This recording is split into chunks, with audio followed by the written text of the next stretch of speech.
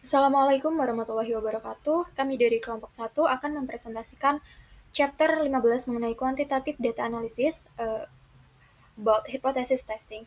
Jadi untuk bab ini itu akan membahas mengenai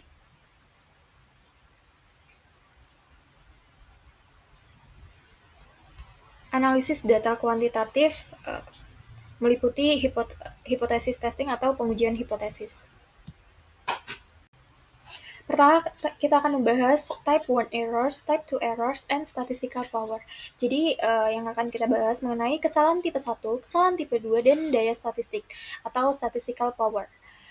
Jadi, hipotesis 0 itu dapat dianggap benar hingga bukti statistik dalam bentuk uji hipotesisnya itu menunjukkan sebaliknya. Nah, bukti statistik yang diperlukan akan disediakan oleh statistik inferensial seperti analisis regresi atau MANOVA. Nah, jadi ada beberapa tipe error. Di sini ada yang pertama ada tipe kesalahan tipe 1, yaitu juga disebut sebagai alfa, adalah probabilitas penolakan hipotesis 0 padahal hipotesis tersebut sebenarnya benar. Nah, dalam contoh yang akan kita bahas, kesalahan tipe 1 akan terjadi jika kita menyimpulkan berdasarkan data bahwa kelelahan kerja itu dapat mempengaruhi niat untuk keluar, padahal kenyataannya tidak seperti itu. Nah, probabilitas kesalahan tipe 1 juga dikenakan sebagai tingkat signifikan yang nantinya ditentukan oleh peneliti. Selanjutnya yaitu ada type 2 error atau kesalahan tipe 2, yaitu disebut sebagai beta. Nah, kesalahan tipe 2 adalah probabilitas kegagalan dalam menolak hipotesis 0, mengingat hipotesis alternatifnya itu memang benar. Jadi misalnya menyimpulkan berdasarkan data bahwa kelelahan kerja itu tidak mempengaruhi niat untuk keluar. Padahal kenyataannya memang demikian. Jadi probabilitas kesalahan tingkat 2 itu berbanding terbalik dengan probabilitas kesalahan tipe 1. Semakin kecil risiko salah satu jenis kesalahan ini, semakin tinggi risiko jenis kesalahan lainnya. Selanjutnya ada statistical power. Jadi statistical power atau daya statistik itu singkatnya adalah daya, merupakan probabilitas penolakan hipotesis 0 yang tepat. Dengan kata lain, daya adalah probabilitas signifikansi statistik akan terindikasi jika ada. Jadi daya statistik itu nantinya akan bergantung pada yang pertama ada alfa, yang merupakan kriteria signifikansi statistik yang digunakan dalam pengujian. Yang kedua ada effect size atau ukuran efek. Jadi ukuran efek adalah ukuran perbedaan atau kekuatan hubungan dalam suatu populasi. Yang ketiga atau yang terakhir yaitu ukuran sampel. Jadi pada tingkat alfa tertentu, peningkatan ukuran sampel menghasilkan daya yang lebih besar karena peningkatan dari ukuran sampel itu menghasilkan estimasi parameter yang lebih akurat. Selanjutnya yaitu choosing the appropriate statistical technique, yaitu memilih teknik statistik yang tepat. Jadi pemilihan teknik statistik yang tepat itu sangat bergantung pada jumlah variabel, termasuk variabel independen dan juga variabel dependen, yang akan diperiksa dalam skala pengukuran metrik ataupun non-metrik pada variabel. Nah, aspek lain yang berperan adalah apakah asumsi uji parametrik terpenuhi dan ukuran sampel yang kita gunakan. Jadi akan ada dua teknik statistik yang akan kita bahas pada bab ini. Yang pertama ada teknik statistik univariat dan juga ada yang kedua ada teknik statistik multivariat. Nah, untuk teknik statistik univariat itu digunakan ketika kita ingin menguji hubungan antara dua variabel. Jadi misalnya kita ingin menguji pengaruh gender terhadap jumlah konsumsi permen pada siswa per minggunya. Nah, statistik univariat itu adalah pilihan teknik statistik yang tepat untuk penelitian tersebut. Selanjutnya untuk teknik statistik multivariat yaitu akan lebih tepat untuk hubungan antar banyak variabel. Jadi di sini akan ada gambar. Nah, yang pertama ada teknik univariat. Yang pertama dia bisa menguji hipotesis pada satu mean untuk data metrik. Itu bisa menggunakan uji T1 sampel, lalu untuk data non-metrik itu menggunakan C kuadrat. Nah, selanjutnya menguji hipotesis tentang dua cara yang saling berhubungan. Yang untuk sampel independen itu di data metrik itu menggunakan uji tes sampel independen, untuk data non metrik itu menggunakan Chi-kuadrat dan uji Human-Whiteley. Nah, untuk sampel terkait itu data metriknya menggunakan uji tes sampel berpasangan dan data non metriknya menggunakan Chi-kuadrat, Wilcoxon, dan McNemar. Selanjutnya yaitu untuk menguji hipotesis tentang beberapa cara. Untuk data metriknya akan dilakukan analisis varian satu arah dan untuk data non metriknya itu menggunakan Chi-kuadrat. Selanjutnya itu ada teknik multivariat. Jadi yang pertama itu digunakan untuk satu variabel dependent metric. Bisa dilakukan dengan analisis varian dan kovarian, selalu ada analisis regresi berganda, analisis conjoint. Nah, selanjutnya ada satu variabel dependent non-metrik, bisa menggunakan analisis diskriminan dan juga regresi logistik. Selanjutnya, untuk lebih dari satu variabel dependent metrik, itu menggunakan analisis varian multivariat dan juga korelasi kanonik. Yang pertama ada yang namanya testing a hypothesis about a single man. Jadi, untuk menguji hipotesis tentang rata tunggal atau biasa kita sebut sebagai uji T1 sampel. Contohnya ini H0 itu jumlah jam belajar mahasiswa di universitas kami itu sama jumlah jam belajar mahasiswa pada umumnya. Selanjutnya untuk H1-nya atau hipotesis alternatifnya yaitu jumlah jam belajar mahasiswa di universitas kami itu berbeda dengan jumlah jam belajar mahasiswa di universitas lain pada umumnya. Jadi cara untuk memutuskan apakah ada perbedaan yang signifikan antara mahasiswa di universitas kita dan juga mahasiswa universitas lain, itu bergantung pada tiga aspek, yaitu yang pertama ada nilai rata-rata sampel, lalu ada nilai standar perbandingan, dan juga tingkat jam ketidakpastian mengenai seberapa baik rata-rata sampel mewakili rata-rata populasi. Nah, selanjutnya ada testing hypothesis about two related means, yaitu menguji hipotesis tentang dua cara yang saling berhubungan. Nah, atau biasa disebut dengan uji T sampel berpasangan. Nah, dalam kasus ini itu akan ada dua observasi untuk setiap karyawan, satu sebelum pelatihan dan satu setelah pelatihan. Nah, kita akan menggunakan uji tes sampel berpasangan untuk menguji hipotesis nol bahwa rata-rata perbedaan antara pengukuran sebelum dan sesudah adalah nol. Selanjutnya adalah testing hypothesis about two related means atau menguji hipotesis tentang dua cara yang berhubungan. Nah, yang pertama itu bisa dengan uji peringkat pertanda Wilcoxon adalah uji non-parametrik untuk menguji perbedaan signifikan antara dua sampel terkait atau pengukuran berulang pada satu sampel. Nah, uji ini itu digunakan sebagai alternatif uji T sampel berpasangan ketika populasi tidak dapat diasumsikan terdistribusi normal. Nah, lalu yang kedua ada MC-Nemar's test. Itu merupakan metode non-paramerik yang digunakan pada data nominal. Nah, metode tersebut itu menilai signifikansi perbedaan antara dua sampel dependen ketika variabel yang diteliti itu bersifat dikotomis. Nah, uji ini tuh terutama itu digunakan dalam penelitian sebelum maupun setelah penelitian untuk menguji efek dari eksperimental tersebut. Selanjutnya adalah testing hypothesis about two unrelated means atau menguji hipotesis tentang dua cara yang tidak berhubungan. Nah, dalam uji tes sampel independen itu dilakukan untuk melihat apakah terdapat perbedaan signifikan dalam rata dua kelompok dalam variabel yang diteliti, di mana yang artinya variabel nominal yang dibagi menjadi dua subkelompok itu misalnya perokok bukan perokok, terus juga karyawan di departemen pemasaran dan juga departemen akuntansi, karyawan lebih muda ataupun lebih tua. Nah, itu tuh diuji untuk melihat apakah terdapat perbedaan rata yang disignifikan antara kedua kelompok tersebut pada variabel dependen yang dapat diukur pada skala interval atau risiko. Nah, contohnya itu seperti tingkatan kesejahteraan, gaji, ataupun tingkat pemahaman.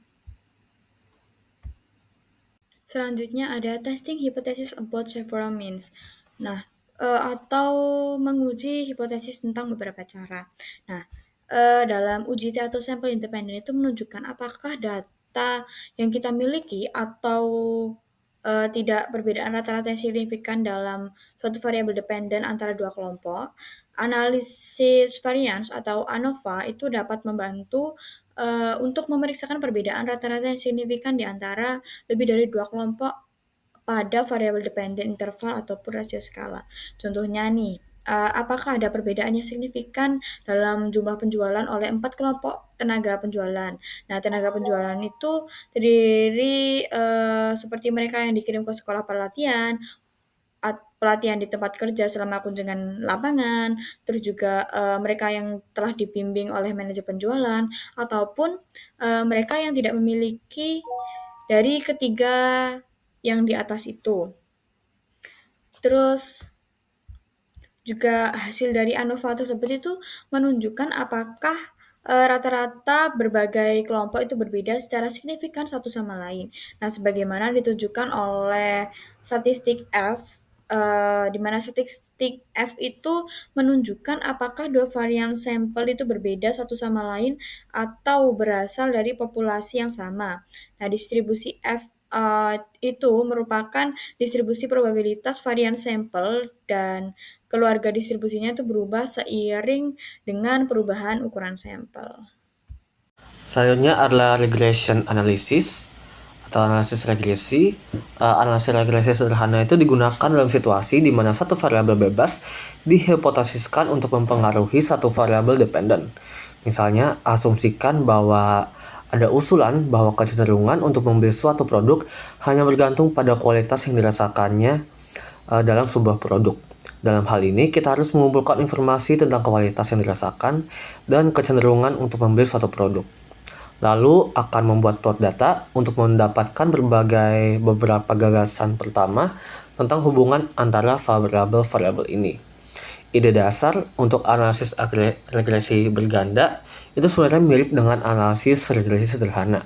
Hanya saja dalam kasus ini, itu kita menggunakan lebih dari satu variabel bebas untuk menjelaskan varians pada variabel dependen. Analisis regresi berganda adalah teknik multivarian yang sangat sering digunakan dalam riset bisnis. Titik awal analisis regresi berganda tentu saja adalah model konseptual yang telah dikembangkan peneliti pada tahap awal proses penelitian. Koefisien regresi terstandarisasi atau standardized regression coefficient adalah estimasi yang dihasilkan dari analisis regresi berganda yang dilakukan pada variabel yang telah distandarisasi. Yang pada suatu proses itu di mana variabel ditransformasikan menjadi variabel dengan mean kosong dan juga deviasi standar 1.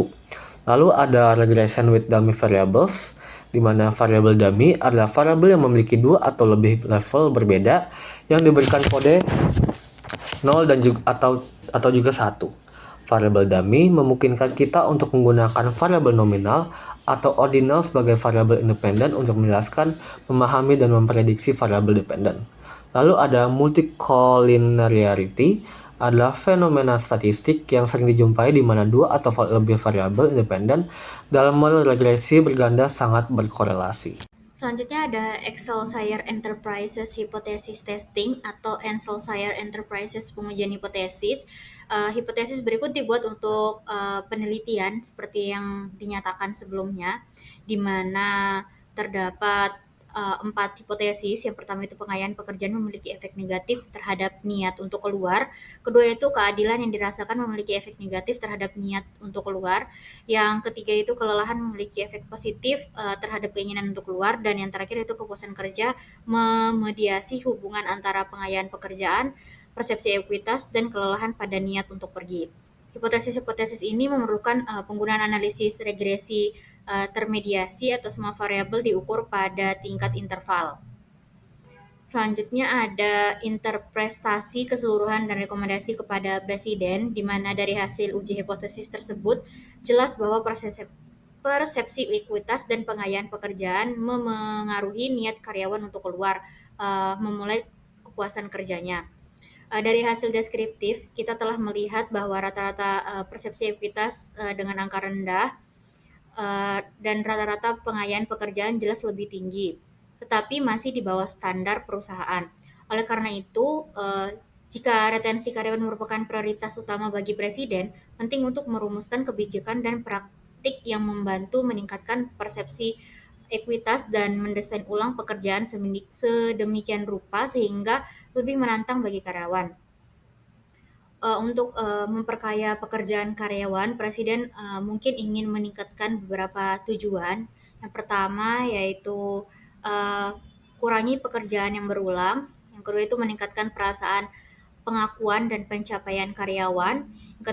Yang ketiga yaitu memberikan kesempatan untuk kemajuan karyawan seperti promosi ke pekerjaan yang membutuhkan lebih banyak keterampilan. Dan yang terakhir yaitu memberikan kesempatan untuk pertumbuhan karyawan seperti peningkatan keterampilan dan pengetahuan tanpa promosi jabatan. Selanjutnya ada data warehousing, data mining, and operational research atau pergudangan data, penambangan data, dan riset operasi. Di mana untuk gudang data sendiri berfungsi sebagai repositori pusat semua data yang dikumpulkan dari berbagai sumber, termasuk yang berkaitan dengan keuangan, manufaktur, penjualan, dan sebagainya. Gudang data biasanya dibangun dari data yang dikumpulkan melalui berbagai departemen perusahaan dan dapat diakses melalui berbagai alat pemrosesan analitik daring atau OLAP untuk mendukung pengambilan keputusan. Pergunaan data dapat digambarkan sebagai proses mengekstraksi, mentransfer, dan mengintegrasikan data yang tersebar di berbagai basis data eksternal dan bahkan sistem operasi dengan tujuan memfasilitasi analisis dan pengambilan keputusan. Untuk data pertambangan, memanfaatkan gudang data secara lebih efektif dengan mengidentifikasi relasi dan pola tersembunyi dalam data yang tersimpan di dalamnya. Misalnya, penambangan data memungkinkan pelacakan pola penjualan retail berdasarkan kode pos dan waktu pembelian, sehingga stok barang yang optimal menjadi mungkin. Data tambang yang berkaitan dengan area vital organisasi dapat diakses dengan mudah dan digunakan untuk berbagai tujuan. Selanjutnya ada riset operasi atau ilmu manajemen adalah alat canggih lain yang digunakan untuk menyederhanakan dan dengan demikian memperjelas jenis-jenis masalah kompleks tertentu yang dapat dikuantifikasi. Riset operasi sendiri atau OR menggunakan matematika dan statistik tingkat tinggi untuk mengidentifikasi, menganalisis, dan pada akhirnya memecahkan masalah rumit yang sangat kompleks yang dihadapi oleh manajer. Uh, Operasi riset sendiri atau OR menyediakan alat tambang bagi manajer dengan menggunakan kuantifikasi untuk melengkapi penilaian pribadi. Area pemecahan masalah yang mudah ditangani operasi riset meliputi yang berkaitan dengan inventaris, antrean, pengguratan, perutean, serta pencarian dan penggantian. Operasi riset membantu meminimalkan biaya dan meningkatkan efisiensi dengan menggunakan pohon keputusan, programan linear, analisis jaringan, dan model matematika. Yang terakhir yaitu some software package useful for data analysis atau beberapa paket perangkat lunak yang bermanfaat untuk menganalisis data. Terdapat beragam perangkat lunak analitis yang dapat membantu kita untuk menganalisis data berdasarkan kebutuhan spesifik, permasalahan penelitian, atau model konseptual yang kita pilih. Kita dapat mempertimbangkan paket perangkat lunak seperti berikut.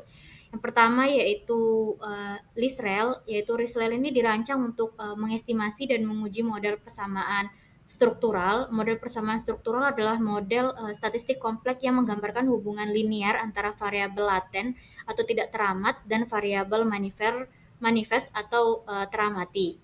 Selanjutnya ada M+, adalah program pemodelan statistik yang menawarkan beragam pilihan model estimator dan algoritma bagi para peneliti. M+ memungkinkan analisis berbagai macam data seperti data cross seksional dan longitudinal, data sinyal level dan multilevel, serta data yang berasal dari berbagai populasi dengan heterogenitas yang teramati maupun tidak teramati. Selanjutnya ada Qualtrics yang didirikan pada tahun 2002. Program ini memungkinkan penggunaan melakukan berbagai jenis pengumpulan dan analisis data daring, evaluasi karyawan, umpan balik situs web, riset pemasaran, serta riset kepuasan dan loyalitas pelanggan. Terus selanjutnya ada SAS, adalah sistem perangkat lunak terintegrasi yang mampu melakukan berbagai analisis statistik seperti statistik deskriptif, teknik multivariat, dan analisis deret waktu.